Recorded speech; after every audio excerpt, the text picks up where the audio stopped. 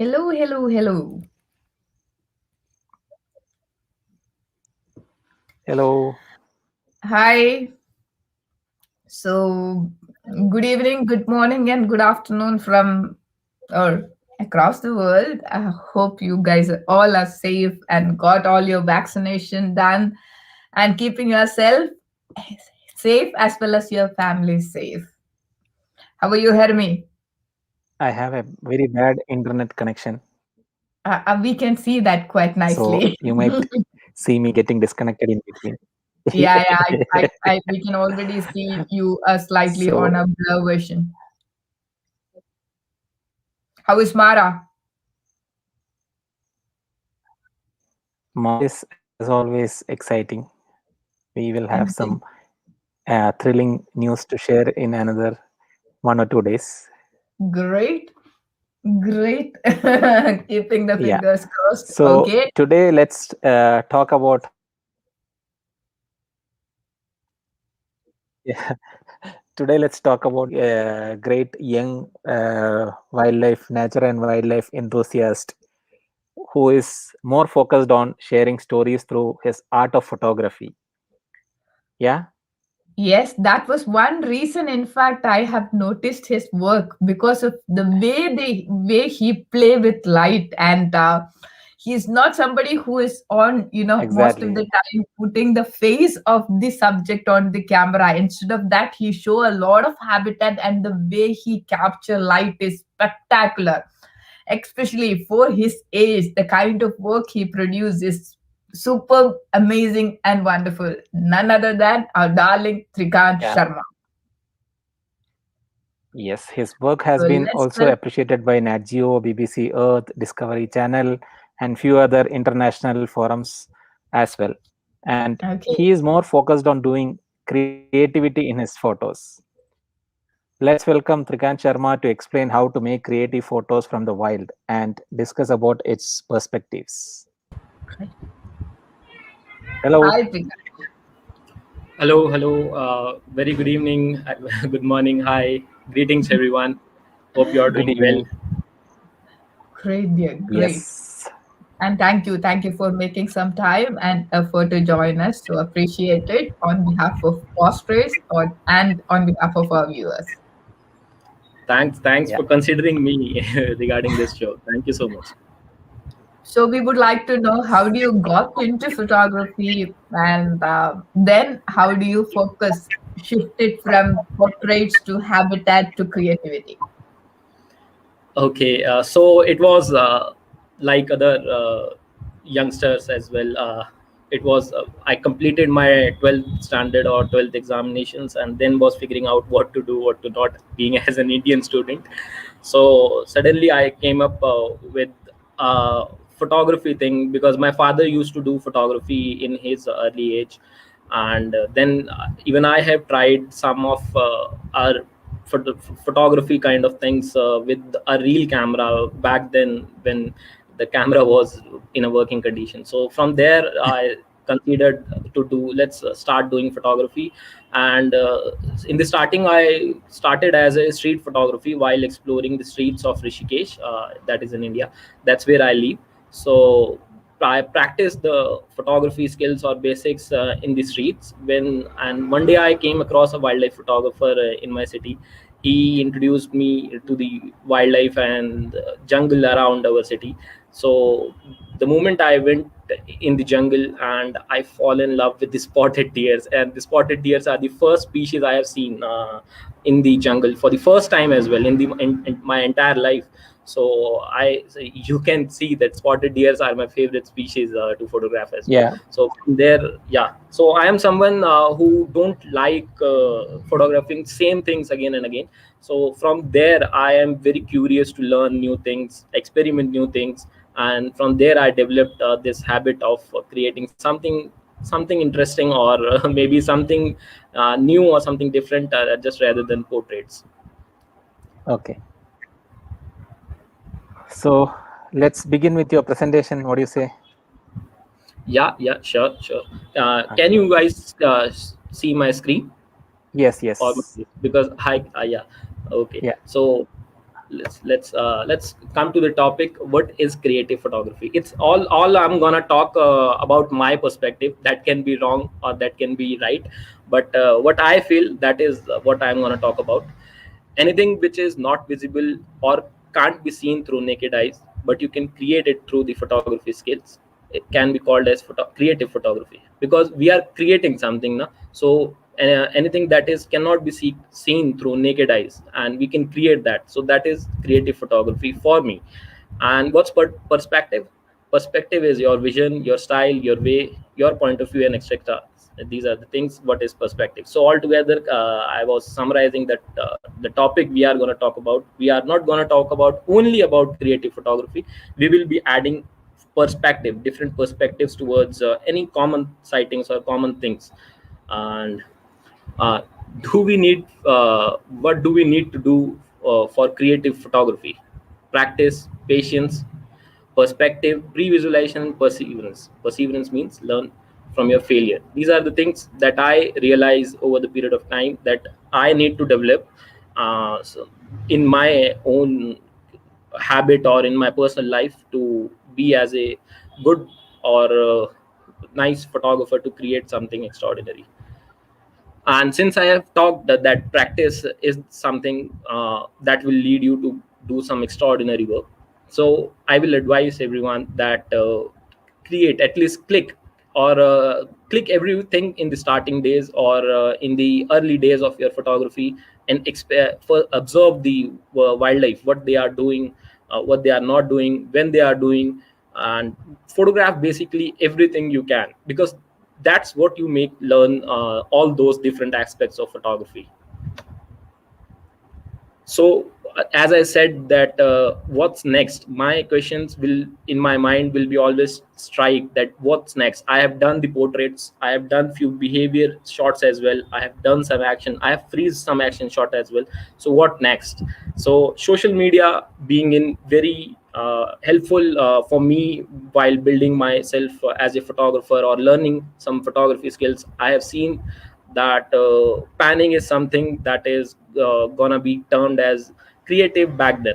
So I failed. So but I you know I tried so I tried and tried, but failure always come. But learning from your failures is something I need to realize. So yeah, panning. We need to learn how to do panning exactly, when to move camera and how much to move camera. That is something we need to learn. So slowly you will gradually realize that you will achieve the results, or you will achieve the photographs you are looking for. So left side I am showing failure shots which is not in focus, but can be seen a spotted deer or something is running. But right hand side I am showing a spotted deer panning image where focus is on the eyes and something like that, which can be termed as a panning shot. But what next? Panning is done, but what we can do next? These are the shots which can be taken somewhere around 1 by 40 or 1 by 50. But what next? What if we will go slightly more slower shutter speed and create something more extraordinary? You can see spotted deer is running, and here is a panning shot, but you can see a double spotted deer or a two spotted deer running together. But it's not two spotted deers, it's only the one spotted deer who was running, female spotted deer. So I used extremely slow shutter speed to create or link this technique with the shutter drag. I learned this technique from YouTube, then experimented in wildlife. That how can I experiment these things in wildlife or my photography skills. So this shot is taken somewhere around 1 by 6, 1 by 10. The reason I'm telling the exifs over here, because exif doesn't matter, but these are the shutter speed is something which is obviously matters a lot when it comes to doing slow shutter photography. So this is the reason I was telling. Again, you can see two spotted deers running, but it's not actually two, it is only the single spotted deer who was running. But using of extremely slow shutter speed will give another new perspective towards your panning shots, where the focus, you will not see a complete focus on the spotted deer, but at least you can see something different than just a panning shot. That's great. Thank you. Now, as I always ask myself, what next? Now I'm done with the panning shots, but what next? So this is gonna, I'm always repeating what next, because I myself ask myself that what next. I have done something, I have done ABC, what next? I want to learn now spelling. So this is something I have done panning, but when my subjects are completely still, what can I do? Because Yeah. my subject are with me and I am there for photography. So my subject is spending somewhere around half an hour with me. So what can I else do? What next can I do? So this is Yeah. vertical panning image. I took it somewhere around 1/10 of shutter speed. It's a vertical panning image where I just pan my camera vertically, and the spotted deer were completely intact. They were still. So I achieved the focus on spotted deers, and the another background. The background comes into vertical pan feeling. So ambience was that. So this is I something created back then. Again, that the previous image was shot in a core jungle where the entire leaves were visible. So this is monsoon time, where there will be too much of grass and too much of Background is leaves. completely green. Yeah, Yeah. yeah, background is completely green. This is again from a monsoon season only, but here you can see panning effect with the gaps. The white effect you are seeing in the image, in the above section, is the gap panning. I mean the gaps between the leaves that got panned. So that created another ambience or another feel in the image, that I can pan those gaps between the leaves to make something different. So I panned downwards because I want those gaps to come downwards, because gaps were very upward. I mean, the gaps between the leaves was on the up side of the frame. So I panned downwards to get those effect towards the down. As you can observe, the neck of the male spotted deer, Yeah. that is panning downwards. So That's here good. I was trying to say, practice same techniques at different places and different times. Previously, it was also vertical panning. This one also a vertical panning, but this was also a vertical panning. But the place and time, both were different. So another same thing, same technique, but different place and different time will give you different results. Beautiful. Now what next? so Wow. sorry for so sorry for saying it again, what next, because that is something I really ask myself while even making a single image. What next? Stop. What next? So this is again, this technique I have learned. I have so many friends when it comes to photography, or when it comes to sharing skills of their. So this technique I have learned from a wedding photographer. I don't do wedding, but I have a photographer who do wedding. I saw him doing this technique in a wedding. So I asked him that what this technique is all about, and how can I link this technique in wildlife. So this is a single exposure slow shutter image. These are three different images which can be visible in one screen. I have make it a collage to show you different time and different version of images. Single exposure slow shutter images. This here I went extremely slow, somewhere around 1/2, 1/3, 1/4, 1/5. So Okay. yeah, so the shutter goes like that, the shutter comes down, or goes up. So this or goes up, comes down. So this is called first curtain sync, or first curtain without flash, or also called as shutter drag. This is, I mean, two techniques are linked: first curtain sync without flash, or I can term it as a shutter drag as well. So in first image, where you can see two spotted deers, but Yeah. there was only one spotted deer. When I moved my camera to upwards, then another spotted deer was also visible, because I made the image. I panned my camera upwards when the shutter curtain was coming down. Suppose shutter curtain goes up, then while coming down you pan your camera, so that you can get a two kind of image in a single exposure only, not double exposure. And on the in between, you can see three spotted deers. That is because of I panned firstly upwards, then downwards. This is not I mean, you can't achieve this thing in a very single trial, or in a very first trial. practice makes man perfect, and this is something you gonna definitely achieve if you will practice and practice. And third image as well, you can see three spotted deers, but there was only one spotted deer. All spotted deers were same, and the place was also same, but the techniques and times and the eye contact was totally different. So this is something, try to experiment new techniques as well. So it was So on same technique. tripod or handheld?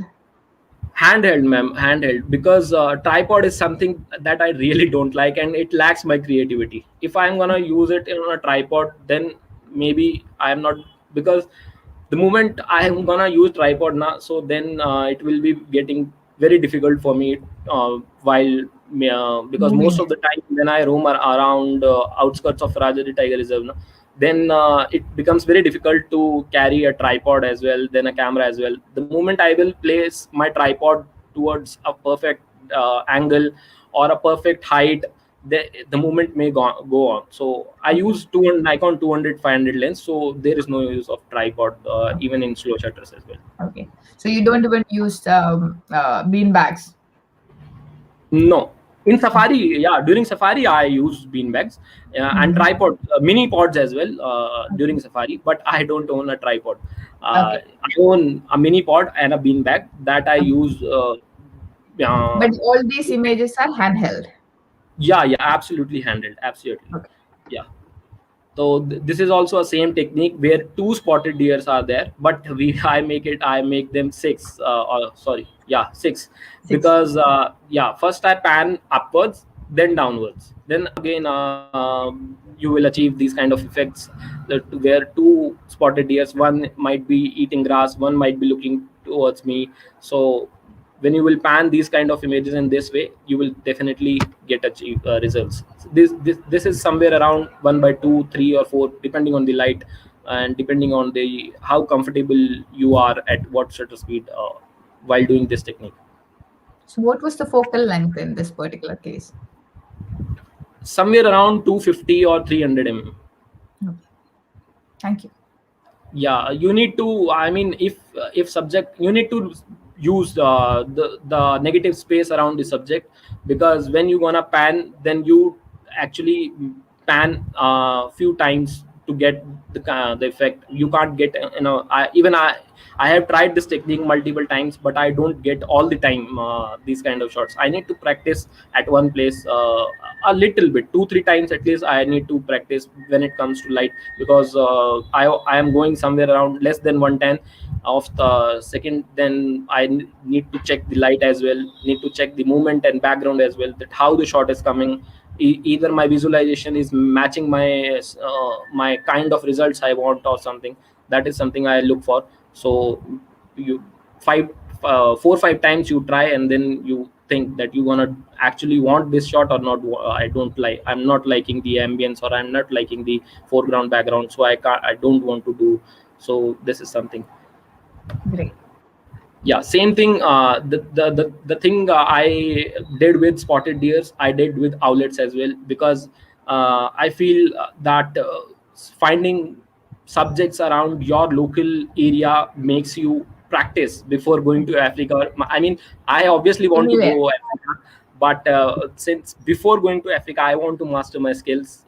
So use your area around, or use the area you are around very good manner, in a good manner, not just for photography. Do something for nature, do something for wildlife conservation, do something for forest department. That's what I'm trying to do as well.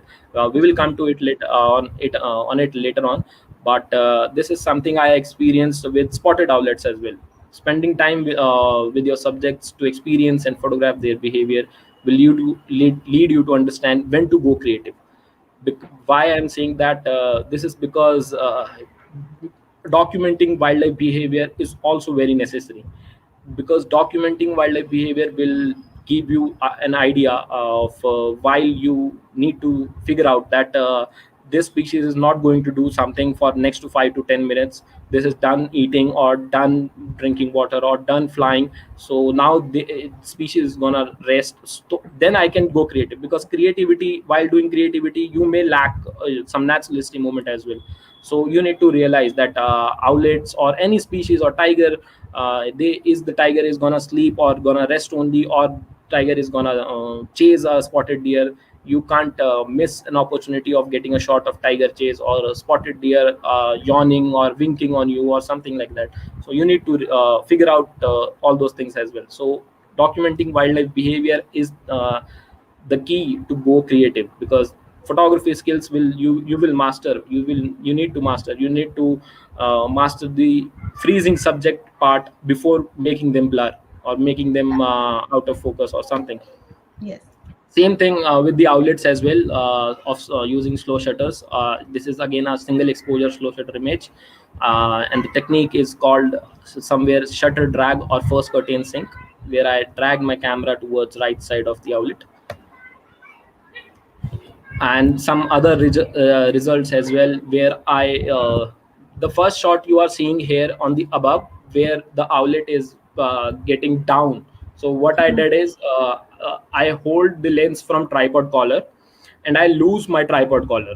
I mean, because I was not carrying a tripod. These kind of shots tripod will help, or Mhm. tripod may help. But since I was not carrying a tripod, so I lose the tripod collar and hold the lens from tripod collar, and then just panned my camera like this. I don't Okay. know I'm visible, my hands are visible or Yes. not, because Yes. I can't see myself in this screen. If you can So lift your hand slightly upper, slightly more upper towards your face. Yes. yeah, okay. So if you will hold the lens this way, from the tripod collar, and the camera is this way, then move the camera this way or this way to get the panning effect coming down. So it will Okay. looks like the soul of owlet will coming down or something, Yes. that yeah, some effects will come there. Another image going towards the right side of the outlet, where two outlets can be seen, though there Hmm. was only one. You can see the moment I made the shutter drag, or I moved my camera, the outlet also moved the head turn. It does. So one outlet can be seen with the eye contact, one outlet with not seen with the eye contact. So you can get a blessed with the wildlife as well, while Absolutely. getting or doing creativity stuff. And third shot you can see on the lower section of left side, this is something again using the gap between the leaves. It's again a single exposure slow shutter image, using the gap, the panning you can see in this direction of the outlet, is due to of shutter speed only, slow shutter speed only. And most of the people will ask me a question that why the outlet is not in the slow shutter movement. So that is because of my shutter drag. The moment I did a shutter drag extremely late, the shutter was coming upwards, and I did this drag very late. Till then the outlet would get freeze in the shutter curtain, in the sensor, on the sensor. So that is because of that phenomenon, or that reason. Fourth image, coming to the fourth image of the outlet, where you can see a blur portion of body. That is because again of the same phenomenon, that I have moved my camera extremely late while the shutter curtain was coming upwards, uh, because shutter curtain first goes down, or first goes up then goes down. So the moment shutter curtain was going down, dragged my camera in this manner, uh, to achieve that effect. I did it bit late, so that my outlet can get freezed. All of these shots are without flash, so there might be slightly not good details as much as you can see in a freezing subject. Yeah.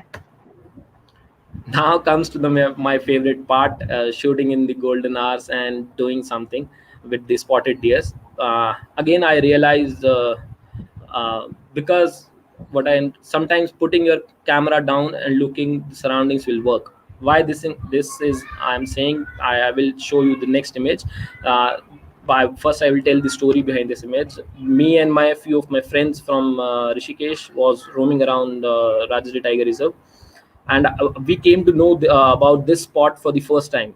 And we saw the amazing rays coming through the trees of at the foothills of Himalayas. So we was actually decided to wait there, and we decided to wait there and look for some species or some subjects can come. Meanwhile, we were assuming some tigers, some elephants, some leopards, but that doesn't happen. Some spotted deers came in, and we made some images, but the spotted deers was keep on coming. So we got plenty enough time to even change my lens, because I don't want to photograph I mean same thing, because male spotted deers was coming going coming going, and I don't want to photograph same thing. So next, what I did, I changed my lens to the wide angle after some time, after half an hour or so, because the light also got changed of little bit, due to it was winter and somewhere around 8:30 in the morning. And here what I achieved next. So again, it's two spotted deers on the same area, but I changed my lens. Now most of the people will ask me that from where sunrise or sunlight is coming from. Actually, it was a jungle where you can see the golden light was coming, or light was coming through the trees, and above that there is a mountain. In winters, mountains got covered with the fog, Yeah. so you can't exactly see the mountain the trees on the mountain area. But above that, I have some behind the scenes where I can show the sun as well on the same image, but I have not put it in my presentation. But for this, I was trying to say, don't photograph same thing again and again. If you know that I am going to achieve same thing again, so at least switch your lenses, switch your gears, or switch your technique to create something different. Because it's no I mean, it's not a good idea to make 1,000 images, and 1,000 images are same thing. Yeah. It's amazing. Yeah, so thank you. So same thing, same idea or same tip I'm repeating, and that is, I don't photograph same thing. This is an evening, extremely low light, and I know that I'm not using a prime lens, I'm not using an high camera, high end body. So I'm gonna achieve a high noise in the image of even a tiger is head on. I put in my camera. I firstly documented, because I am seeing I was seeing this tigress for the first time. So I documented the tigress. Then I thought, man, I am not gonna achieve any good image out of this. Extremely low light, 1600 ISO, and I'm gonna achieve lots of noise, no good foreground, background, no good light, flat light it is. So I put it my camera down, and what I see, the moment I put it my camera down, I saw a stone on which Dhikala 7 kilometer was written. It is written in the Hindi language. Yeah. It means Dhikala is a range of Corbett Tiger Reserve. So it's a name of that range, Dhikala, that is 7 kilometer. And I focused on that and waited for the tigress to come into the frame. The moment tigress keep coming into the frame, I made multiple images. By the God grace, or by God want to give me this much only, the tigress was what didn't came so close, so that I can make the image even both in focus. But I think if I have wouldn't done that, the value of the image was not good when Yeah. it comes to making both these even your subject or this Dhikala 7 kilometer, if both were in focus, then the background, you can see in the left side image, the background was not so much of complementary. Yeah. So I am happy that I got the entire thing out of focus, but tiger is visible. So it's a storytelling photograph as well, that I have photographed a tigress at Dhikala range of Corbett Tiger Reserve. I'm so It's much of it. amazing. Yeah, so previously I have said that freezing or movements or learning skills or learning basics will lead you to do the creativity. So this is something I really advise to don't jump to focus on creativity aspect always. First master your skills on basics, or then comes to slowly, you goes upstairs, you go step by step. So this is something. First learn how to make a perfect exposure image, then learn how to freezing the subject, then comes to photograph making an artistic image or doing creativity stuff. So this is something I learned how to freeze the subject first. Then I went to the artistic part, where a storytelling picture also can be visible. or interesting something, because that is I can see a buyer beaver image was eating something in the previous image, and it was flying, but it can't tell much of story, or it can't show a artistic something. So it's an art of nature as well, that these birds create an amazing nest, but an artistic perspective as well, where all the nests are visible, and by luckily you can say that the bird also going in the middle nest only. So that is something I achieved. And at what was I was saying, learn to freeze movements, and this will add value to your sum of artistic and creative images. That's what I'm trying to say. Hope I made myself clear. I'm Yes. sorry, I'm doing for the first time, so No, I'm no, you're doing it beautifully. thank you so much. Again, our pre-visualization works when you will work with patients. Why I am saying that, I was in the Corbett Tiger Reserve Dikala range only, and came to see that these elephants are in the grass, and the grass were extremely high, that I was standing on the safari vehicle. That is the only reason I came to see that these elephants are there. Otherwise I must have gone from there, or I must even not notice if I was sitting on the vehicle. Because in India we have lots of bushes, long bushes, for the entire uh, months or entire year during the safari time. So this is long grass over there. So I observed this, these elephants are there, and I, after making few images, 2 3 images, I realized that elephants behavior, that elephants want to cross the road, or elephant wants to come, maybe come in our direction and wants to cross the roads. So I realized that, but uh, my friends was against us, or they want to do some tiger photography or something. They said that I want to leave, but I said that okay, let's take a toss and let's wait or not wait. We waited for at least somewhere around half an hour 35 minutes to get to when the because elephants were with the babies as well. So the moment elephants got comfortable, they crossed the road, and the road was with the leading lights. I'm gonna show you image, and this was the image. Wow. So I noticed, I pre-visualized the shot. I setted my exposure composition as well, my framing as well, everything I set, and I waited only. So somewhere around 35 minutes I am getting scolded by my driver, by my guide, by my friends as well, that why we are waiting. Then I said, no man, we want to wait and we will wait. So we waited, and I got quite happy with the image, because Amazing the image. thank you, because elephant was on the path. If you notice, the legs of the elephant was Yeah. right on the path. So I Yes. got few questions as well, that how this can be happen, elephant right exactly on the path.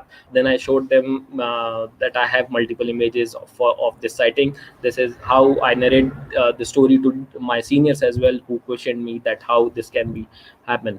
Result will come into pictures, but you need your vision to make images. Look for the leading lines while composing images. That's what I'm trying to say, or trying to explain through these images. And it is nature, sometimes it come fall into place exactly like what we look for, and sometimes even no matter however hard you try, it may never happen either. So a lot of hard work and lot of dedication always work in favor. Exactly, 100%. So again, coming back to macro photography, or coming back to photography, I see, since I have told, whenever I see something new for the first time, this might be a very common species or very common spider, but I am seeing this spider for the first time. So I documented these species first, and then I came to some creative angles or some creative lights or something different, where the species, or where the photography or where the art will be more visible than the species. That's great. Now coming to the part of composing images through distractions, through clutters, or through bushes. So this is an image through the leaves, through the gaps between the leaves. Yeah, there are so many lantana, lantana Yeah. bushes were there, and lantana with the huge gap between the leaves of the plant. So I noticed that I can create some out of focus, because the plant, suppose plant is very near to you, but the bird is very far away from the plant. So when you will do the focus on bird, and the plant will goes out of focus, and there are the gap between the leaves that will come again out of focus, so it will create an amazing bouquet effect. You obviously can't do the autofocus because the gap between the leaves will be extremely cluttery, or extremely high density of distractions will be them. So manual focus will be there, and you can achieve these kind of shots with the manual focus. I'm gonna show you another slide where I change my lens and make different images. All these images I'm showing you through the leaves are from Bharatpur Bird Sanctuary, and with the different lens. This was from 200-500 lens, and this on the left hand side you can see this image is from macro lens. Wow. And because I don't own a 400 mm 2.8, but I bought or I carry a macro lens of my friend. It's 2.8, so I want to create more bouquet or more habitat, because 90 mm and 200 500 mm is something will create or will give me something different from the back then. So Yeah. I created this image from a macro lens. Yeah. Wonderful. Then I said we gonna talk about making images through distractions, so people usually say tiger is in so many distraction or so many clutters. So actually those clutters and those distractions are your friend. You can, if you will create a slow shutter pan, then or slow if you will do slow shutter photography, then you can do best slow shutter photography during that time when the tiger is, or when any other species is sitting on the distraction, because that distractions are your friend, and that will give you the most best panning effect or panning feel, panning ambience due to those distractions. So this is something, make use of every situation, because truly saying, I am not going there only to enjoy nature. Obviously I am going there to enjoy nature, to enjoy wildlife, but I am also going there to do photography. So Yeah. always make sure or make the use of every situation. I'm going to talk about harsh light as well, but I'm saying you that if a tiger is sitting or if any subject is there in the clutters or bushes, try something different, or try to experiment different things to do, and to try to, I mean, there are lots of photographers who have been documented this sighting, but Yeah. a few of my friends came to say that brother, you are using very slow shutter speed, probably you can use a higher shutter speed, or use beam back. Then I was actually ignored them that guys, my sighting is going on, please don't say that, do this, do that, otherwise this happens. People usually advise, Yeah. but sometimes we take it very positively, sometimes we ignore, sometimes we take, but we can always take that advice and experiment thinking. So actually this tigers give me a lot of time, so I freeze some portraits, or I clicked some portraits as well, I panned or do some creativity stuff as well. What I will advise you to do when you are during your sighting, just keep your shutter speed somewhere around 110, or approximately 110, and set it on shutter priority, because the moment you gonna decide that I'm gonna do shutter priority, you just need to shift your dial Focus. of yeah, mode dial, and you can straightly come into 1 by 10, where you must be 1 by 8,000 for freezing something, or you must be on 1 by 4,000 for freezing something. You can come very fastly to the 1 by 10 shutter speed. Yeah. So another using of distractions, tigers with birds, that you can see a tiger was coming down from a hill. So I made a slow shutter image there, because it was too distraction, too much patchy of leaves of trees and stones. So I made slow shutter image where, because I know that there is no sense of freezing that image where the tiger was even not visible, then in lots of clutters or distractions. Then the second image on the above section is of a tawny fish owl who was sitting in their nest, in his nest. So but the overall surrounding was not too much in favor of freezing or documenting the nest or documenting the subject, but it was obviously a chance to do something different, or to do something rather than just clicking portraits. Same thing goes with the elephant as well.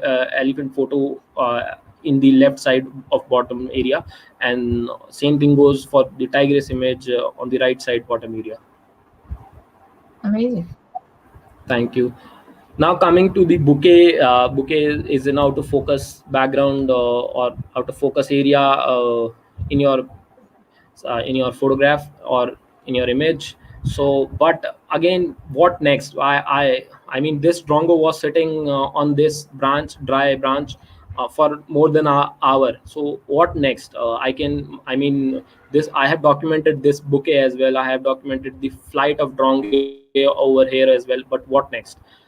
Now you can create a semicircular bouquet or some different bouquet rather than just a bouquet, because bouquet is in a circular position or in a circular shape that we achieve as a bouquet. But if we will place something, I what I did in this shot is I placed my mobile phone in front of my lens to distract the bouquet. I didn't place the phone in front of my lens completely, but halfway or less than a halfway, so that it can affect on the background only. I know that you don't gonna achieve too much of sharpness while doing that, but again, we don't need too much of sharpness in these kind of images. Yeah.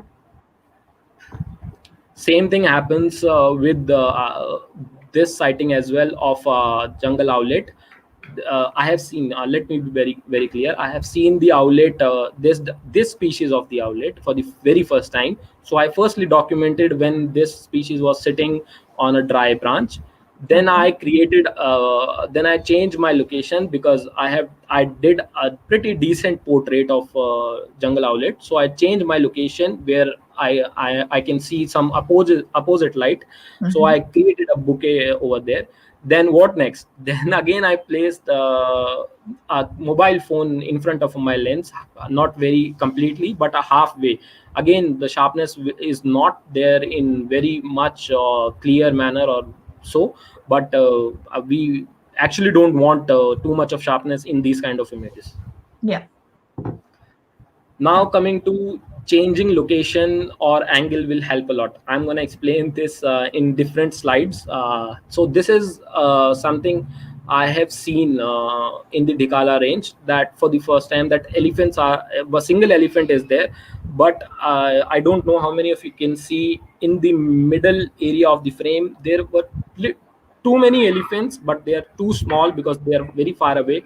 So I thought we are done with the single elephant image. Let's why not to go to the group, or let's why not to go towards the group where I can get some more activity or some more different images. So I changed my location and I went at this area.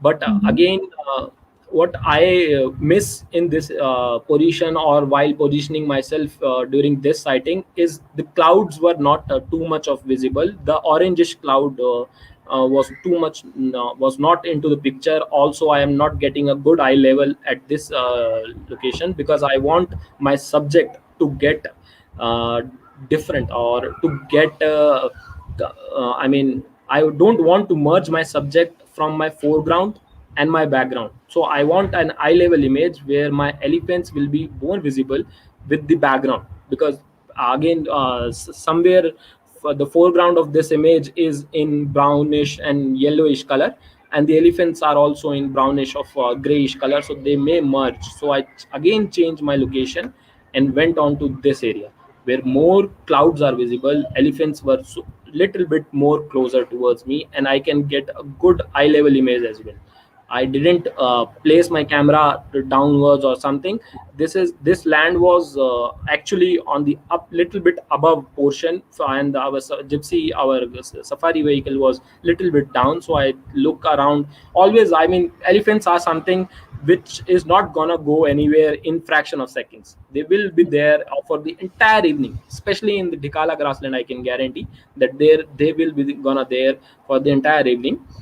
So again, I took, what I did is, during this image I look around, that I am not getting a that much happy or that much good image over here. So I need to look around, because the surroundings or environment is more important just than a species. We obviously want to photograph species, but surroundings plays a vital role in while photographing these species or while photographing anything.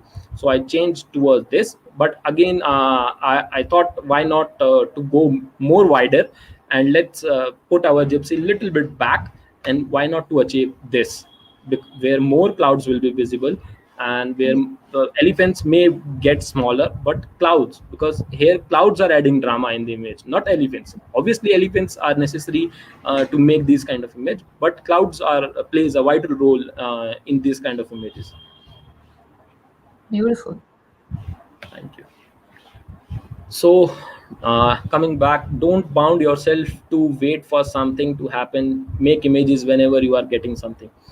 Why this is I'm saying, because I saw this, because you can see a swamp deer in the background. It was a male swamp deer, and that swamp deer was in the water area, and the water was shining water was there.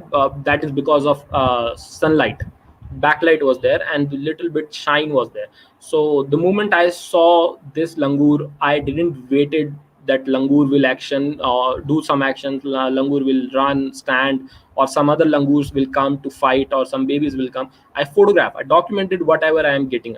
I mean, this is more than a documented, but I clicked whatever I am getting, because I know that it might change in few seconds. The surroundings might get changed, the subject might get changed, uh, the position might get changed due to some reasons. So I photographed whatever I am getting, but I was actually looking for this action, where mother and where son, or maybe kid was also visible of a langur.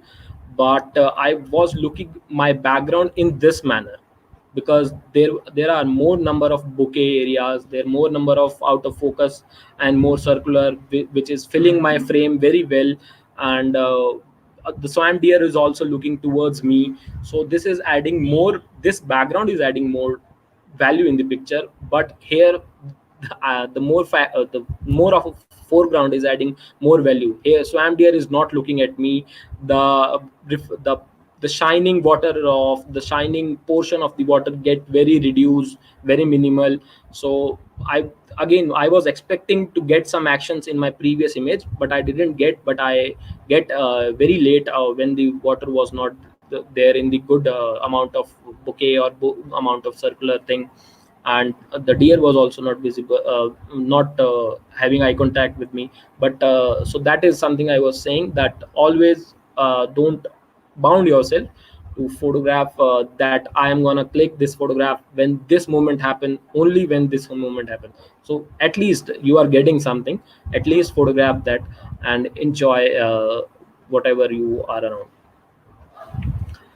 Backlight will help to create some interesting frames. Again, since I was not going to talk about only about creative, we will perspective as well, because since it was a backlight of during the tiger sighting as well, during the deer sighting as well, both were backlight images. But it's a kind of art as well. That art is there in the nature. We just need to click, or we need to find, or we need to visualize, or we need to see the art is there. We need to just make those kind of images. Just it's interesting in my perspective. It may be not in some others in someone other's perspective. It's I find these kind of images very interesting. Now coming to making use of reflections, uh, be it a tiger sighting or a bird sighting. So let me just tell you, this image I have shot on 70-100 lens, tiger with the reflection. And now you can see a left side image where the tiger portrait is there, but it's actually reflecting tigress image. It's an upside down image, I mean, I photographed image of the reflection only. Then Okay. I made it upside down in the post work to to get connected with the visual viewer or something, na? Because Yeah. if I'm gonna show a reflection only, then people may not connect. But that is the reason I put make it upside down, Yeah. while leaving the space in the downward section of my camera sensor, because I know that I'm gonna do it upside down in the post work. I decided on field only, that sometime post work you need to decide on field. So that is the reason I left the space on the above section here of a tiger, so that I can achieve a good portrait, or I can represent a good portrait while it's a reflection. Same Great. thing. Thank you, thank you. Same thing with this data image in the middle of blue hours as well. uh, the tiger thing is the same thing here in the Bharatpur bird sanctuary as well. And the third image, where I saw a dry branch in the Bharatpur bird sanctuary. Actually, whenever I see something interesting, or some interesting frame in the nature, na, then I logged it in my mind, or I set target set, something like that, not that this is my target and I'm gonna wait for a species or some way other. I was actually assuming any cormorant or any darter bird to come and sit on this branch, but this doesn't happen, and this bird had came to drink water actually.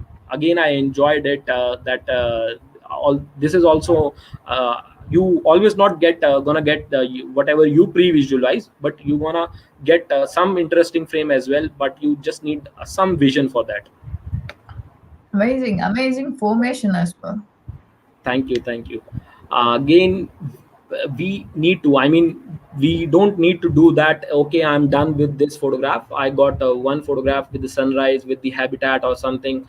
I am happy. At least spend some time at one location if subject is there. Even if subject is not there, and you know that subject is going to come back and sit this location, because subject also matters in the frame, environment also matters. So both things matters in the frame, but you have to wait at one location to make different kind of images. So on the left hand side, you are seeing a habitat image of cormorant on the sunrise happening at beautiful backdrop of Bharatpur bird sanctuary. So actually this image have made somewhere around 7:30 or so, but very early in 6:30 or 7 a.m. left image, you can see it's again an upside down image of a bird with a reflection with the same branch, because there was a more of fog in on the left hand side. And when the fog was not there, I made a habitat image to represent same thing, but in a different perspective as well. And by the way, with the same lens only. It will be around 1750 or 18105, I didn't remember, but it a wide angle telephoto, wide angle lens. So same lens, but one image is must be somewhere around 18 mm, or the wide angle image is somewhere around 18 mm, and this lens vertical image of reflection, upside down reflection, is somewhere around 30 or 40 mm. Also, is it necessary to shoot everything on the eye level? No, I don't think so. Eye level photography, maybe, yeah, it's necessary, but there is always different cases where different thing works. Do we need to photograph birds with sky? Definitely yes. That is because, again, you need to think that this is gonna add value, this image is gonna add value in some way or other, or not. You need to decide. You are the artist. Art have not no definition, or you are the creator. You need to decide what you want to create or what you not. So this is something I observed. These hornbills that they were fighting from very, I mean, somewhere around 1 minute or so, but they were fighting very clutty area, where very distraction area in the forest side. Then they came towards the dry branches side and the sky side, very upward towards my angle, towards my eye level angle. But these were in the action, so I waited there. And one of them was sitting on this branch on the left side, and one of them was always keep on flying and keep on coming, or getting fight or getting engaged with the other. So I waited there and made this image. Same thing, make use of clouds, because I mean, photograph should be something or other that your ambience, your surroundings should also complement your subject. If I would have making a close up image of this sighting or this flying peafowl, that much maybe not didn't add some more values, because I am gonna just achieve the close up or the white portion in the area. If I would have done in with the close up, so I zoomed out my lens and made as much as wide possible during that with that lens. So to add that, added a little bit more of clouds, and that gave me a something interesting rather than just a portrait. Same thing again, if we have a flat sky, or I can say, I mean, flat sky is something bluish sky, or try something with slow shutter. You can try with something with slow shutter. If this was a cormorant who was actually landing, but it was in the sky area, so it was a flat blue sky, and it was a very early morning as well. So I decided to let's make a little bit slow shutter to create some effects over there. So that's how I made this image. Again, it's a flat sky image. These are the small pratincoal birds. I named this image, I have not posted these images anywhere, but I captioned this image as flying candles, because if you will closely observe this image now, you will see candles, as Yes. because you can see a flame as well, you can see a black thread as well, you can see white or yellowish candle as well. These are actually slow shutter image of pratincoal birds, small pratincoals, that they live in around the river bank, but they do fly during very harsh light, or very somewhere around 12:30 in the morning, or in the afternoon, or somewhere around that time they fly during that time. So this is again somewhere around 113, 1 by 13 or something, that shutter speed it must be. And 100 or 50 ISO with as much as possible, depending on ISO and aperture will vary, or depending on light here, it's the shutter speed whom what matters. Again, if we are going to talk about perspective sense, so environment surroundings matters a lot. Go wide in the wild. That is because here again, if I would have photographed this sighting with the even with the 70-200 lens now, so it must not add that much of value with the which I have achieved from a 24 mm or 18 mm lens. Yeah. Because whenever I see clouds anywhere now, I got crazy, because I want to photograph subject, or I want to photograph environment with the clouds, because cloud add drama, cloud brings drama in the image. Yes. Same thing, because I am saying go wide as much as possible. So, and I loves elephant more than a tiger. Sorry to say that, maybe so many tiger lovers are there. I love tiger as well, but since there are so many photographs, or so many already photographs exist, and tiger, some, I realized that the species don't give too much of time to create something interesting, or to do photography. And because tiger is surrounded by too much of crowd as well, because tiger is celebrity in the jungle. So that is something I spend more time with elephants, because they give me a lot of time, entire day, they give entire evening, entire morning they give, because grassland of Dikala is very open. So even if they are walking, they will be walking with you with somewhere around half or 1 hour. If they are continuously walking, or to cross the entire grassland, they will be walking with you half an hour or so. So I really like that place to photograph Asiatic elephants. So this is first image where the male elephant was doing mud bath. So another image with where uh, the image where the elephant was drinking water at foothills of Himalayas. I can create, or I can say that the elephant, where elephant was drinking, elephant was drinking water at river obviously, but at foothills of Himalayas, because mountain also visible over there with the Great. forest. Yeah, because both in below image, both were taken in the March, and March is the spring. Spring means more of colors in the jungle. So I went there to photograph colors of the jungle more than a more than a different habitat or different species. I went to there.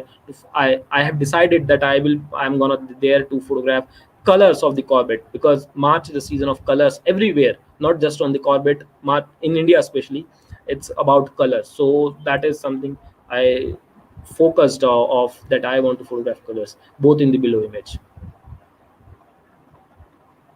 So we were talking about going wild, going wide in the wild. That is another case study or another example. That first image you can see on the left hand side above section, that is at 500 that I can get a decent portrait. That is also a beautiful. But what if I'm gonna shoot at 200 or what if I'm gonna shoot at 18 what if I'm gonna shoot at 50 somewhere or so. Keep experimenting, because these are the birds which not going to go anywhere, and these are gonna spend entire morning at this place. So keep experimenting, keep changing your location, keep changing your perspective, keep changing your focal lengths to create something or other different. Because I'm someone who walks a lot in outskirt with the forest department, and so with my friends, where allowed or where we went for some official work. And so I can't carry always a wide angle lens as well, or I can't carry a telephoto lens as well. So here I was carrying only a telephoto lens, but a mobile also with me. So always carry your mobile phone, because if this peafall was so close to me, but I was actually enjoying the surrounding, and I can't even make this image at 200 not even at 18 this image was not possible at even at 18 So I just took out my phone, I placed my camera down, and then made this image from a mobile phone. Wonderful. Same thing, this was from Bharatpur Bird Sanctuary, and the left side you can see an image shot on 300 where the birds was in uh, I mean, they were calling, they were showing display some naturalistic movements as well, some beautiful movements or some lovely movements out there, but documentation also necessary. But what if we can do something wide in the wild, or something we can do something choosing background. Also I am obviously carrying my entire kit during my trip, but I was at certain location where I can't to or leave my location, or I can't move my from my location, because if I will move, the birds may flew away, or someone or other who was doing photography back behind me or right on the side me, they may take your place. So I Yeah. don't want to miss my place or as well, or someone I don't want to, who anyone can take over my location place as well, because I want to compose image. So I didn't went to take out my wide angle, but I took out my phone and made the image. On the right side you can see both the Saras crane were walking, but the trees also visible. But entire, this is something you can see from naked eyes as well. That's Bharatpur Bird amazing. Sanctuary. Thank you. Bharatpur Bird Sanctuary is very beautiful place when it comes to photographing birds in winter, especially. I have not been there in the summers, but it's in my target definitely summers. Surroundings doesn't mean photographing surrounding doesn't means always to go wide. So you need to realize, you need to figure out your perspective, that I want to create images with the surroundings obviously, but is it possible from a wide angle lens? No, it is not possible. In this case, the photograph you are seeing here with the white throated kingfisher, it is not possible to make an image with the beautiful out of focus some mayflies or some insects, some mosquitoes were there. I don't remember exactly which mosquitoes or which mayflies was that, but it's an out of focus insects which was flying over there, and it's a complete backlight evening image. So backlight is there, but the mosquitoes who were flying there was creating a beautiful scene. So it is, I need something, I need a wide close up, I need a telephoto lens as much as telephoto possible. So I photographed this at 500 so it's not about always going in wide, it is about your perspective and choosing best lens, best equipments. I mean, best not in terms of quality, but best in terms of whatever you have, and best in terms of what focal length or what perspective you want to choose for. Great. Again, now coming to the very serious aspect, or very aspect which needs so much of pre-visualization, so much of experimentation, that is called as in camera multiple exposure, to create extremely something or different, or something extremely extraordinary. So if you will closely observe, I'm gonna spend too much more time on this image or on the coming images as well, because if you will experience, or if you will observe this image, here you can see two sambar deers, and it's a double exposure image, because there is no slow shutter involved here, but it's a double exposure image. One image have been shot at wide angle, 18 lens. You can see, if you will observe the lower section where sambar is sitting, sambar is standing, and sambar is not actually viewing. If you will observe the entire habitat, let's keep the bigger sambar who is looking towards me. Let's let's visualize it's not there. Then you can see the surroundings, then you can see the 18 shot there. But when it comes to how I did achieve another shot, I zoomed out my lens, that is 118 105. Then I made another image at 105 to click the portrait of sambar when the sambar is gonna look at me, because I want to add some values, some because eye contact make image more better. So I since I want that value to be added in my image, I waited when the sambar will look at me. Then I made the another image, and the camera will combine both the images inside camera, and that absolutely comes into creativity. No competition, even BBC, Natgeo, any competition will not say that we won't accept, until unless they are doing for some reasons. So most of the competitions will accept, most of the magazines will accept these kind of images, and this is absolutely comes into creativity, nothing edited over here. Now I'm gonna explain you a situation when it that how we can, how did I go creative, or how do I choose when to go or when to not. So in the above image, it's a scene from Bharatpur bird sanctuary. You left hand, you can see on the above portion of the left hand, you can see cormorants, birds, lots of cormorants sitting on the tree, and lots of cormorant birds flying above the tree. So I saw these birds from very far away, that these birds are coming towards this section. So I was actually on multiple exposure, so I quickly turn the that setting off, and I made a single exposure image, because I want to capture this scene, because I have not seen this before at Bharatpur. This must happen very commonly, but I was there for the I was seeing this scene for the first time, so I want to photograph. So I didn't made any slow shutter on any multiple exposure, because this is something I am seeing for the first time. So when I see first time for any species or anything for the first time, I never go creative, because I don't want to risk of missing the chance of some behavior or some scenes, some sightings. Another image on the right hand side of the above portion, you can see that how exactly my eyes was seen. This image I have shot on 18 You can see how my eyes was seeing this area. This there was a lake, there was a pond, some lake or pond. There was a tree with lots of distraction, which was right above me as well. And the birds, you can also see those birds which are also visible on the left side. You can see those birds very far away. So this is actual scene which was visible to me through my naked eyes. Now when it comes to close up portion, you can see on the third image, left bottom area, that this image was shot in somewhere around 70 I guess. So this is something close up. So you have seen the wide angle, now you have seen the close up. What if I will merge both the shots? You will get something, the fourth that I what how I have merged, that is with the in camera multiple exposure technique. From that I have merged both the shots in fourth image. So fourth image is an in camera multiple exposure. Fourth image is where on the right side bottom area.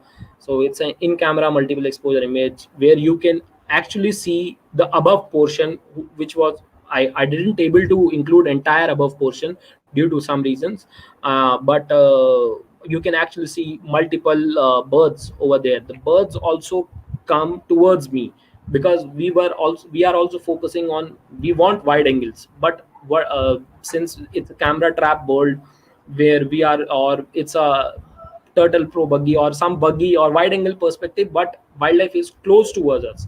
I can't let me be very honest, I'm a student, so I can't afford that buggy, or I can't do camera trapping right now, though I always want to do, or I was always want to learn those techniques. But what I can do, I can bring that birds close to me. How I can do, I can bring those birds close to me through a multiple exposure technique. It's in camera feature, so it's feature to use, so use your features of your camera. That is what I'm trying to say. Right. Same images, multiple exposure images, it's all composition is always about how you are filling your frame, how you are using your surroundings to fill your frame to fit in I mean to composition is all about filling up your frame, how you fill. So in the left hand side top area, you can see a double exposure image of flamingos, that those were feeding on the ground. So I was actually getting not getting something, there was nothing in the above portion of the frame. So what I did, I made another multiple exposure image to get double flamingos over there to fill up the flame, or to, it's interesting for me, I don't know, it will be gonna interesting for others or anyone of any other, but it's interesting for me, and I got literally a bit of something different. Oh, I'm sorry, pardon. I got some different aspects of those things. But another, what next? Because I am someone who asked me that I have done this technique of flamingos putting up, flamingos putting down. So what next? So now the the second image on the right hand side above portion. Sorry, I'm speaking so much, too much. Do remind me the time if I am No, going no, out. no worries, no worries. Go ahead. Yeah, yeah. So I don't know how I am speaking too much today. How do I speaking, though I usually don't do too much. No Anyways, worries. It's all information and it's very interesting. So go ahead, please. thank you. So on the second image, it's again a double exposure image, but first image, let's consider, my hand is visible to you, na? Yes. So let's consider this hand as a camera, or this camera. So first image, it's taken as a normal camera, then I flipped my camera towards this. Then I turned, because I want, in Hindi we used to call it na ulta pulta, Yeah. somewhere or other, it's 360, 180. I moved my camera 180, then I made the another image. So again, I filled up my frame. I composed it in a multiple exposure segment, where I can fill above portion as well, with where I can fill lower portion as well, and where I can fill middle frame as well with my subjects. It will give, I sometimes it will not give something extraordinary or some interesting, but most of the time it will definitely gonna give you something interesting in the frame. Third, coming back to the third image, I'm so Hmm. sorry. That's okay. Coming back to the third image on the left hand side, on the lower section, feeding flamingos on the river, you can actually see a 18 shot, which was right below my foot, below my eyes, or below my head. It first shot was like that, where you can actually, if you will close up, or if you'll observe the sunset in the third image, you can see small spots where the flamingos were feeding. But what if I want to create a close up wide angle image, where I can show the flamingos as well, and where I can show extremely wide angle as well, that how these all flamingos image are made at Little Run of Kutch. So how you must have seen the Kutch area, this is iconic dry what dry land, that with the lots of patches in it. So this is how Little Run of Kutch land looks like. So I want to show, but with the presence of flamingos as well. So that is something I tried over there. and with the fourth image as well. Great. Amazing. Again, coming to multiple exposure images, this first image you can see with the elephant with 18 mm. That's 18. Let's forget the 18 mm shot of elephant. Let's forget that, and observe the 18 mm. Can you I mean, I don't know I am relating or not, but let's forget the close up image of white elephant, and see 18 mm how it's gonna be look like if there will be no close up image, or the elephant you are seeing, bigger elephant will be not there in the image. So it is something, I took something with on 18 mm, then I went to close up on the another shot to create something or interesting from very it's a complete harsh light image. So it may be somewhere around 3 p.m. in the evening, or maybe 2:30, I don't remember exactly, but it was a harsh light. So you can create something or other with multiple exposure as well when it comes to harsh light or even not. Coming back to the tiger image as well, it's again a multiple exposure image with different focal lengths. uh, Tiger was sleeping actually on the pool side. We was with her somewhere around 2 hours or so, but she was sleeping, getting up, sleeping, getting up. Whenever some new vehicles come in, I observed actually that whenever some new vehicle is coming in, tiger is getting up with the noise, or with the noise of vehicle that is coming. So I made firstly the wide angle image where the entire pool or entire habitat was visible. Then I waited for the tiger to get up and to get the head turn, or so, to get up at least, because I don't, I have photographed the sleeping tigress as well, because I previously I have said that at least photograph whatever you are getting, because photo this is what you are there for. If you are there for just to enjoy the sightings, just enjoy. But if you are there to do photography as well, so keep photographing, always experimenting, keep experimenting that what next, but always photograph, keep photographing as well. That is also, I'm not saying just click click click, but visualize and to do different. So I have photographed the tigress while she was sleeping, but I have photographed the tigress while she went awake, or she went upwards, she took her head upwards, so that some story or something I can relate, some eye contacts I can relate with. Again, the third image was a dead tortoise, but the dead tortoise was at desert area. So I was actually assuming or thinking that where the tortoise have come in the desert area, tortoise must be not, should be not there or something or so. Then the local guide had told me that it might come during the flood area, flood time, or now he is no more of some reason or so. So I photographed the entire wide angle image. But you know what's special, or what's the double exposure thing in this? There was a, it was completely, it sunset was happened, it was blue hours in the evening after the sunset, and there was no light in the downward section in on the tortoise. And I was not carrying a flash, and I'm not shameful, but I don't know how to how to operate a flash in very good manner. I know how to operate, but in a very good manner I don't know. So I was, even my camera don't support flash, it doesn't have in camera flash. So I also don't want to do the flash photography as well. So what I did, I again took light from the above section. How did I took? I just rotated my camera it at 18 mm, 180 degree. I rotated, just took the make this another image at 180 degree. I gained the light from the sky, and the final image came in where this little bit light of, or you can see, or you can observe the orangish portion or something orangish light in the downward section as well. So it getting, how can I achieve light where will there will be no light? I actually took the light from above section. Great. Coming back, coming to fourth image, it's a swamp deer image. Again, it's a image of somewhere around 4 p.m. in the evening, or somewhere around, I didn't remember exactly. But what I did is, I firstly I because sun is not going to go anywhere, sun is will be there. Actually, the star you are seeing there is actually a sun.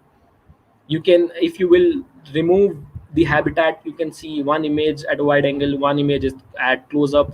This is something I experiment a lot with, the one image at wide angle, one image at close up, to experience. So but I didn't went, or I didn't stop myself just on clicking the image on same settings. What I did is I waited, because I want people to get connect with the image. I don't want a simple portrait of swamp deer even in my multiple exposure. So I waited to at least either swamp deer to look at me, either to do something. So he called that usually deers do, there may be some predator around.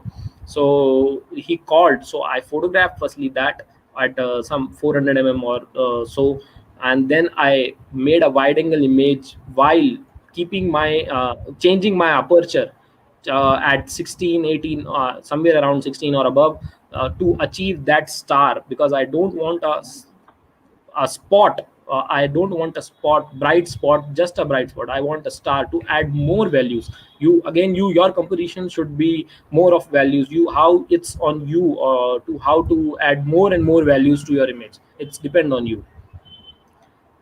So we are done with the multiple exposures, we are done with backlights, we are done with slow shutters.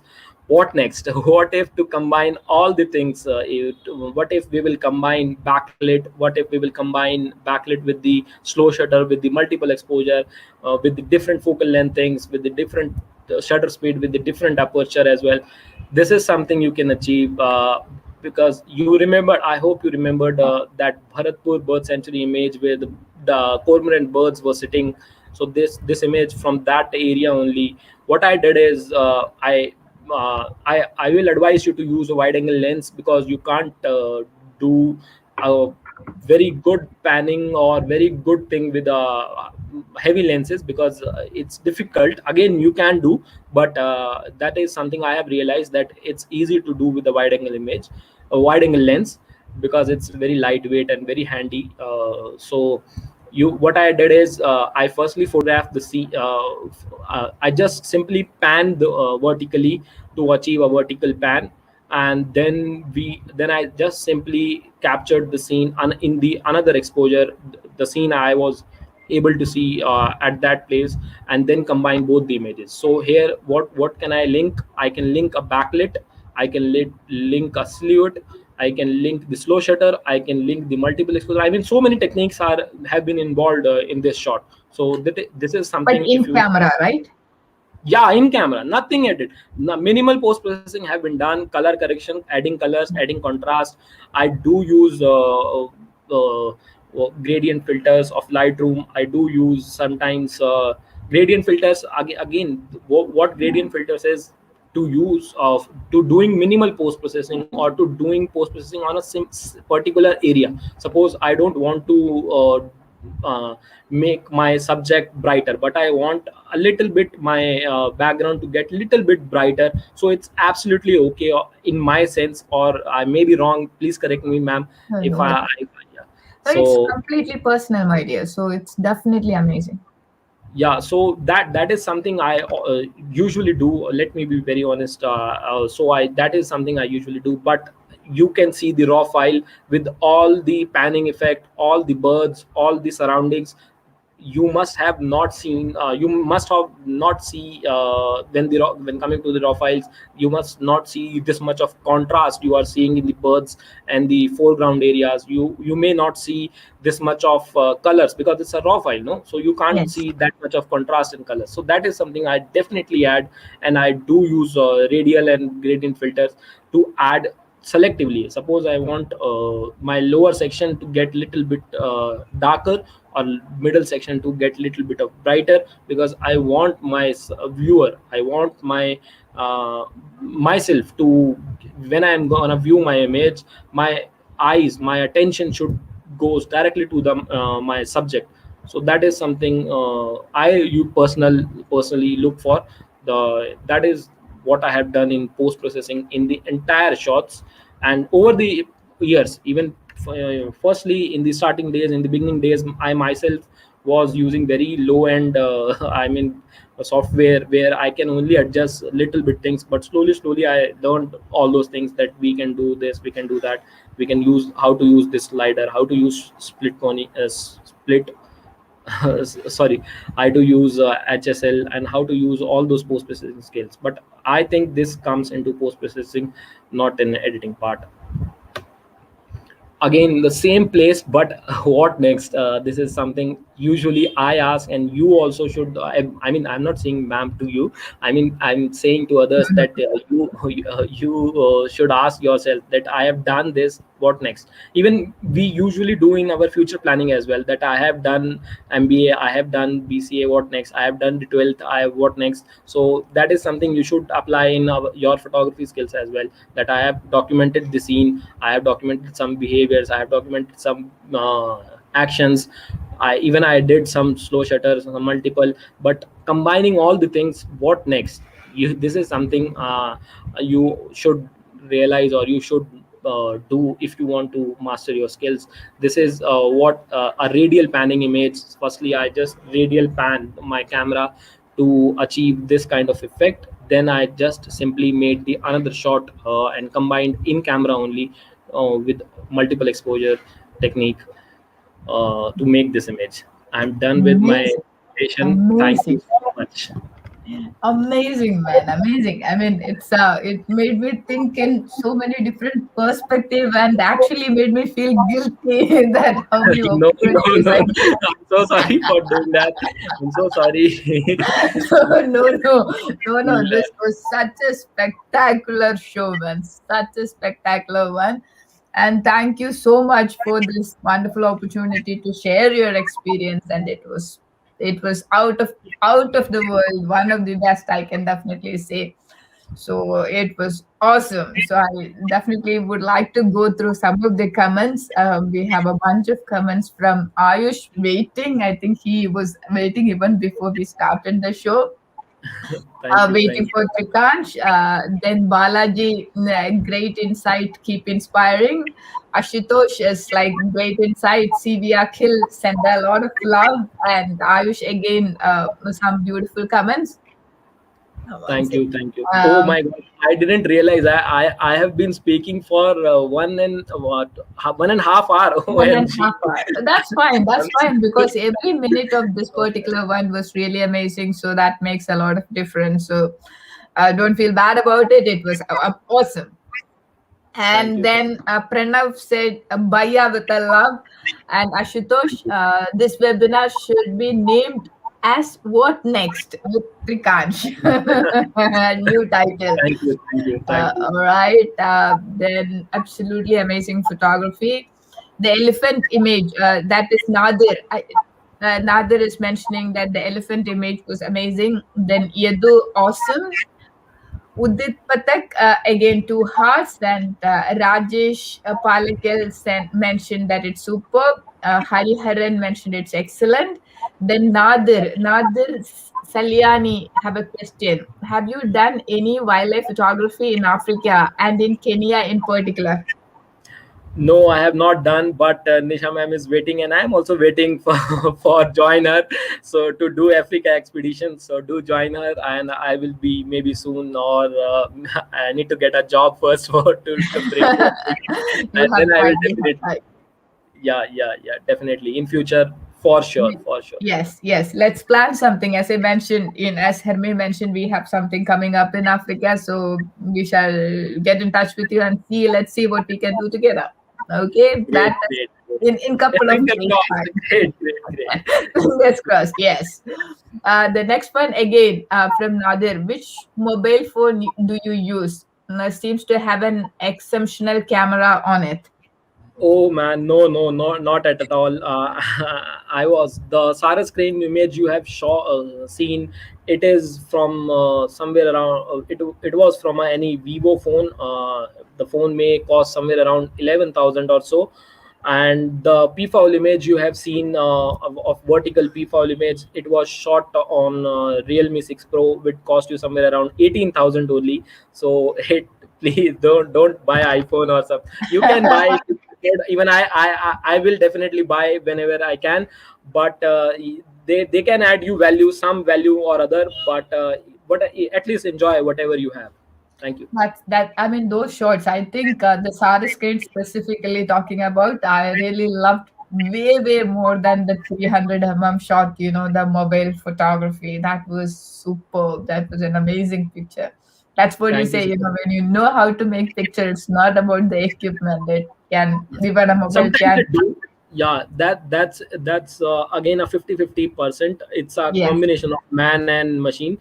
yes, Sometimes it do effect, but most of the time it doesn't. yeah. Shiva and Kumar. Do all cameras allow double exposure? No, all cameras don't allow your basic camera bodies. Let's say I'm a Nikon user, so I can tell more of a Nikon side. Let's say 3300, 5500, or these kind of basic bodies will not allow you. But bodies from 70,000 or 7200, 7500, or above the section line of the bodies will definitely. Even all mirrorless cameras will also allow multiple exposure. Okay. Shivakumar, all the photos taken inside the camera or redid any kind of editing or post processing? I think you have already Nothing. Already explained. All photos I have taken inside camera only, and nothing have been edited. Also, I have done little bit post processing selectively as well. That I have asked. explained how I do selective processing. But that is also only for enhancing, not to removing or adding anything. All right. And then Vijay Kumar Sangram mentioned very inspiring session. Then Udit Patak, hi Trikansh, heard you a lot on Clubhouse while moderate many of your awesome rooms. It's nice to hear about your insight too. Good one. Kudos. Paws Trails for bringing in us awesome people as always. Thank you so much. Do join us tomorrow evening at 8:30 p.m. I guess IST. Nisha ma'am will be joining us while discussing African wildlife, and I am sure she will disclose something of whatever she is planning. That also she will disclose. If she will announce publicly, then she will also No, disclose something about I'm Africa. going to be general, and myself and Hermes will be joining together. I asked him if his internet connection is not going to be bad. Okay, the problem is he's in Africa, so his connection sometimes go up and down. So in case if that is going to be fine, then he's also going to join. Yeah, for sure. If nothing completely goes wrong, then yes, I'm going to be Yeah, there. looking forward. Looking The forward. next one, thanks, dear. Next one is going to be from Ayush. Absolutely amazing session. Thank Then you. Thank you so much. Subrata Biswas. It's something different and amazing work in the wild. Great. Thank you, Subrata. Thank you so much. Then Prasad Pandey. What do you think about composite shots made during post processing? Nisha ma'am already have said that it's all about personal taste and how you want to represent your photographs, whom you want to get connected while sharing those kind of photographs. It's depend on personal taste. It's an art, whether you do in camera, whether you do on laptop or your desktops. It's an art. It's your, so art have no rules, no nothing specific. It's your choice, your vision, your perspective. That. True. Then Shubham Omar. Sorry, I'm not able to attend the full webinar, but I learned more things with Trikansh whenever I go out to photo work with Trikansh. Thank you, Shubham. Looking forward. All right. So I think I kind of read out most of our question and answers. And honestly, from my behalf and on behalf of personal Paws Trails, it was a spectacular one with your age and the kind of images which you have shown. It was unbelievable and such a fabulous journey so far. And I really appreciate spending this much time with us, sharing all the insight without any kind of hesitation. So a big thanks from on our behalf. Thank you so much, ma'am, for making me so comfortable. This is my first session that I am doing live, or even I am speaking in front of a camera. What I will advise everyone to, because this is world in this era, in this time, it is not enough to be stick as a photographer only. You need to add values in your skills, not just as a photographer. You need Yeah. to be a good speaker. You need to be good videographer. You need to be a good editor. You need to be a good script writer. So if you will, Multitasker. yeah, if you will add all these things in yourself, then you can definitely build yourself very well and make use of social media, guys. I may not have lakhs of followers, but I definitely agree that I am very well connected with ma'am Nisha ma'am, and most of my seniors who appreciate me, who makes inspire me, who makes me learn a lot new things. They who taught me multiple exposures. Ratika ma'am taught me multiple exposure things, though I experimented a lot and I learn a lot of myself as well. But there is definitely a need of your guidance or your seniors. So do I mean, where I get connected with Ratika ma'am, that is from Youth for Clicks workshop that happened long back in 2019. But I will just say, make use of good use of social media. You will be definitely shine. Previously it was way back difficult, very difficult to get accomplished. Ma'am can definitely explain that. But do make good use of social media, and that's what I'm trying to do. I mean, master of none, or master of trying to do little bit of all the things, and combining my skills in that. Done speaking. You are doing an amazing job, dear. As you mentioned, social media is definitely a blessing. You don't have to wait for somebody to publish your image. That's the plus point. The moment you are putting out good content, people from across the world have access to your work, and anybody can see it and get in touch with you. There are people who think, you should not put your good work online. I'm not sure, everybody have a different perspective, but then I think until unless you put your good work outside, people will not know that you can create good images. So that's how people can get in touch with you, whether it is for buying images from you or getting a class from you or making you talk. And what he said, what Trikansh said is right. When I asked him to do a webinar, his first reaction was, no, I haven't done one. I said, this is how you do it.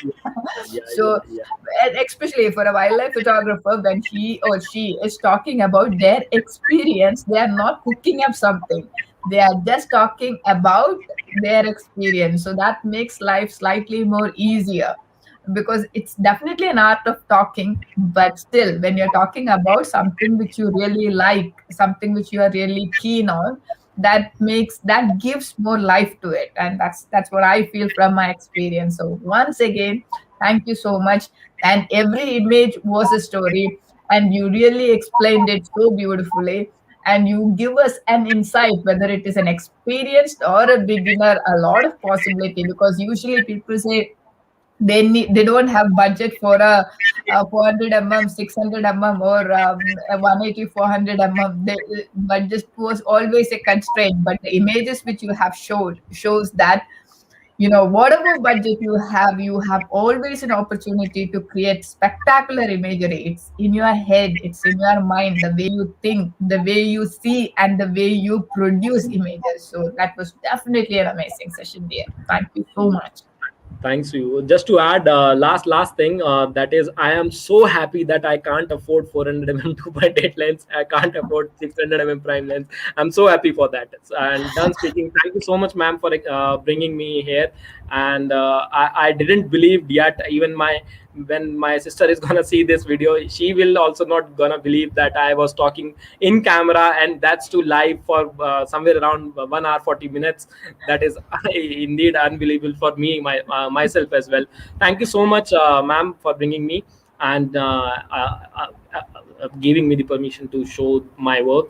Thank you so much. I really had a good time, and thank you so much everyone for sticking with us, and seeing my work and appreciating my work. If you have any question, do drop me, or do drop Nisha ma'am. She will also get clarified, give you the clarification on all things. Thank you so much. I'm done speaking. Good night, or good morning, or bye bye. Greetings everyone. Thank you Yeah. so much. Take care, stay safe. You take care, Turia. Bye bye. So that was Trikansh and some amazing, amazing images and stories. So it was wonderful. The next one is going to be focusing on birds from a wonderful lady photographer. It's going to be on 17th. We shall send you with more information about that particular session soon. In couple of days time, that's going to be on 17th or 18th. I just need to reconfirm the date. So once again, I really enjoyed the session, and I really hope you all did enjoy the a wonderful session. It shows that the limitation is in your head. You have a mobile, you have an opportunity. You have a wide angle, you have an opportunity. You have a zoom lens, you still have an opportunity. So it's all about how do you see things, how do you project things, and how do you want to picture something. So think about opportunities, don't think about limitations. So that was an eye-opening session, the different perspective, different experiments, and awesome session by Trikansh. And other than that, what do I say? Yeah, it's still COVID time, so please make sure you guys are safe. And if you still haven't got your vaccine, please go and get your vaccines done. And if you're going out, make sure you're going to use double layer of mask, and keep your hand sanitizer with you. Keep social distancing. This is very important, because you are, by taking care of yourself, you are not only taking care of yourself, you're taking care of your loved ones and the rest of the world as well. So stay safe, take care, lots of love from Paws Trails. Bye bye.